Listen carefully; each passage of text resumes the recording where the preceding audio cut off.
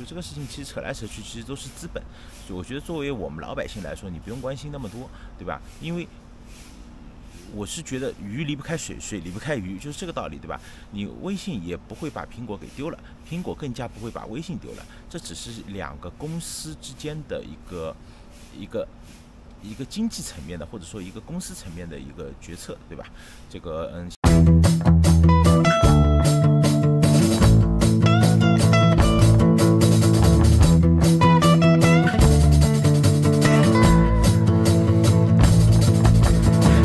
大家好，我是小胖啊。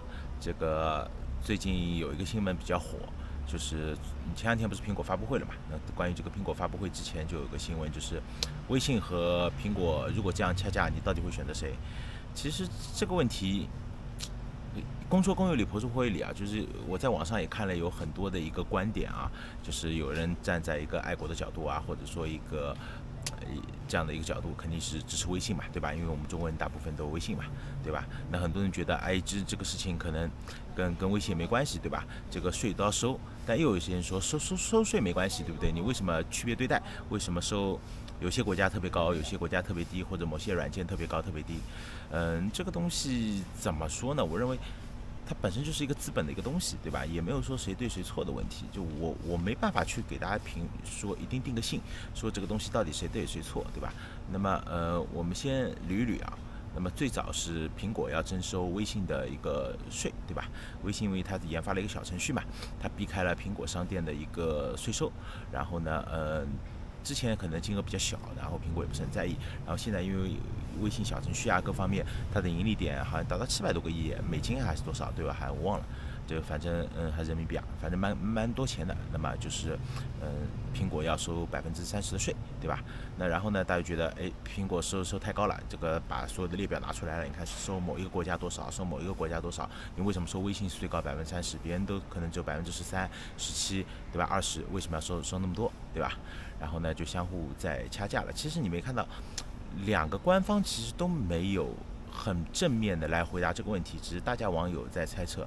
好，又面临到苹果最近的新闻发布会，那么这个新闻发布会前期爆出这样的事情，对吧？这个从某些角度来说，可能又是一个资本的一个炒作，不管这个炒作是正面的还是负面的，还是说不希望苹果销量那么高，是竞争对手的炒作，还是苹果自己的炒作，这没关系啊。这个然后呢，又是微信那边好像前段时间又跟苹果谈妥了，好像降为20%的一个税收，对吧？然后呢，也更新了。其实我是这么认为的啊，就这个事情其实扯来扯去，其实都是资本。所以我觉得作为我们老百姓来说，你不用关心那么多，对吧？因为我是觉得鱼离不开水，水离不开鱼，就是这个道理，对吧？你微信也不会把苹果给丢了，苹果更加不会把微信丢了，这只是两个公司之间的一个经济层面的，或者说一个公司层面的一个决策，对吧？这个相互都站在自己的立场，最终好像是微信妥协了吧？好像给20%啊，我看到新闻是这样。那么，所以从这个事情，我可以就是说从网友的观点中或者怎么样，我就演变出很多的一个大家的一个思维，对吧？很多人是抱着爱国情怀，对吧？就觉得我们一定要支持国货，对吧？然后一定要支持中国企业，对吧？你微信不能这样，你不能区别对待，你这个是歧视，对吧？那又有人就会觉得嘛，这个很正常嘛，这个税收嘛，对吧？之前毕竟微信也利用了相关的漏洞，对吧？可以这么理解，然后又去获得了很多的一个税收，而且省了很多的一个税收。那么，就像我刚才说的，其实它相互都离不开谁。你说这个东西最终转嫁在谁的身上？我相信羊毛出在羊身上，对吧？最终我觉得还转嫁给消费者。不管你是用安卓用户，你去看买抖币，一个是10个抖币，用苹果用户买就是7个。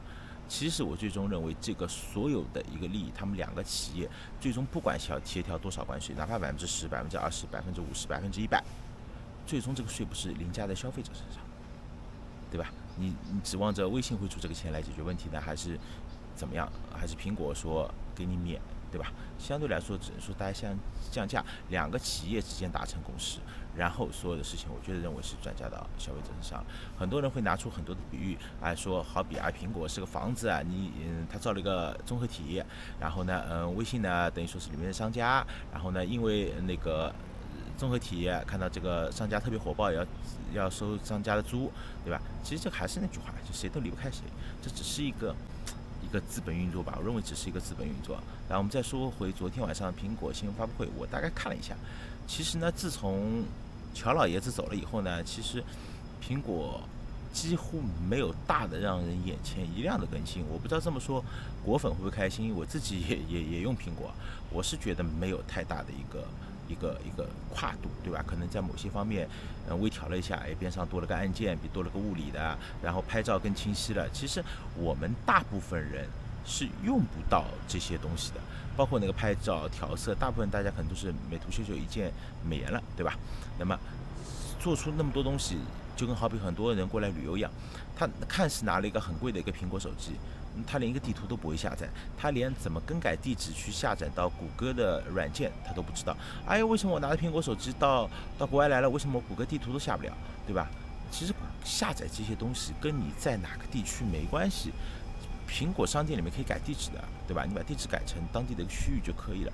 就我一直在吐槽，就是很多人拿个手机就是发微信，看看抖音，对吧？你买一个那么贵的手机，到底有什么用处呢？其实根本大家都用不到那些我可以说80%到90%的人是用不到那些功能的。好，那我们再说回安卓。那么安卓这个东西呢，的确，苹果还有苹果自己的生态，安卓的生态，对吧？你从便携度程度来到傻瓜式程度来到，的确是苹果更简单一点，包括下载 APP 啊怎么样？你安卓可能还会下载到有类似于病毒的东西啊，或者怎么样？那苹果呢基本不会，但是安卓呢也有安卓的好处，它的相对的它的成本、它的生态其实是更开放的，对吧？大家如果说懂 IT 的都知道，苹果 iOS 它有自己的一个独立的一个系统，你所有的开发程序是要按照苹果的开发语言去开发的。那么如果说是安卓的话，但大家都是类似于都是通用的，对吧？这个就是基本上都是开源的版本，然后你安卓只要代码写好往平台上一传就好了。这个呢，其实两个都比较简单，但是呢，你说你一直怎么说呢？就一直我也看到有很多的。之前的新闻在说，哎，安卓跟苹果掐架，到底你支持苹果还是支持安卓？你支持华为还是支持苹果？我觉得大家这个东西，我觉得没有必要盲目的跟风，不代表说我买了苹果就是不爱国了，你用了华为就是爱国，这个真不是这样的，对吧？也有很多人是通过华为的漏洞去干一点什么，这个我觉得手机只要大家用的开心，用的放心就行。那么没有必要去追求太高端的一个新款，这个我觉得只是盲目的。那你说发烧友除外啊。就像我很讲，我手机原来我也是比较盲目的，我基本上苹果3开始用的，3GS，然后4S5，我基本上是每一代都换。然后到了现在以后，我就会发现我基本上是2年到3年换个手机，除非手机电池真的扛不住了，然后才会去换。其实大的功能基本问题不大。我记得我现在这个用14，我上一次换手机是11到14 3年，对不对？然后我今年我不知道要不换，今年是16，我觉得我还可以再撑1年再换，只要不摔不弄，我觉得基本上是不会影响到很大的一个东西，对吧？那包括安卓也是一样的，安卓的话，我也有一个直播的一个手机用安卓的，对吧？那么安卓的话也基本上就是2、3年差不多吧。安卓系统可能经常要刷机刷一下。其实大家懂，如果会使用的话，其实是蛮简单的一个问题。还是那句话，如果你不会使用，给你一台10万块钱的手机又如何呢？这苹果手机啊，包括安卓手机，很多人说安卓手机在国外不好用，这个东西下不了，那个下不了。我跟你说也很简单，下载一个出境易，里面什么都有，对吧？就很多人只是不会用这个东西，或者说大家不是在这个领域的。他就不会去研究。其实稍微网上查一下，对吧？你这个安卓手机怎么下载谷歌地图，苹果手机怎么下载谷歌地图，其实都有这样的教程，只是大家真的懒了，不愿意看。很多人就是在那边盲目的跟风，对吧？我要支持谁，我要支持谁。我觉得在网上去打一个嘴炮没什么意思，对吧？这个东西只要你用得好就行了，你管别人用什么手机呢？就跟你开车一样的，你开国产品牌还是开欧美品牌，我觉得这不重要。既然国家让这个品牌进入中国，那说明不管国家也收了它的关税的，是吧？国家也是认可它这个品牌在中国出现的，就没必要说什么把爱国情怀这种事拔那么高。你就买一个手机拿爱国情怀，那你何不得见的什么有天灾人祸的时候，你咋不去红十字会捐个钱呢？我从来没有见过。我看见网上很多打嘴炮的人说我支持这个，我爱国什么什么，然后自己穿了一双耐克，对吧？就是没必要，就大家图个热闹就行了，把有限的精力或者有限的时间去花在一点有意义的事情上面，对吧？因为这个事情你反复来反复去，反复来反复去，那最终得到了什么呢？只是得到了一个口嗨吧，我认为，对吧？那生活也是一样。那么包括大家生活，就每个人有每个人自己的一个生活状态，一个生活节奏，对吧？你觉得这么做是对的，那就可以了，你自己开心就行，对吧？你很多人觉得我这么做我是不开心的活着，那你就想办法换一种生活。如果你的生活永远是被一些事情给逼迫的，或者说怎么样活一辈子，我觉得你也不会开心，对吧？就今天我就是讲比较简单，然后就是刚好苹果发布会发布了嘛，那之前我不是很想讲的问题，然后发布了以后呢，我觉得这个苹果东西来讲一讲，对吧？那么我也很想知道评论区的观众，各位到底是怎么来看这个问题的？因为我是不知道该怎么回答，我想知道你是觉得小胖说有理，它只是一个资本的博弈呢，还是说我就是爱国的，我要站到微信，还是说我是个果粉，我就一定要站苹果，我觉得这苹果是对的，还是说大家这事情都是瞎扯淡的，对吧？我也想听一下评论区大家的意见，想看看大部分人的想法是怎么样的。如果说大家对这个事情觉得有自己的看法的，可以给我在评论区留个言，小胖也想看看，好吧？今天就这样，拜拜。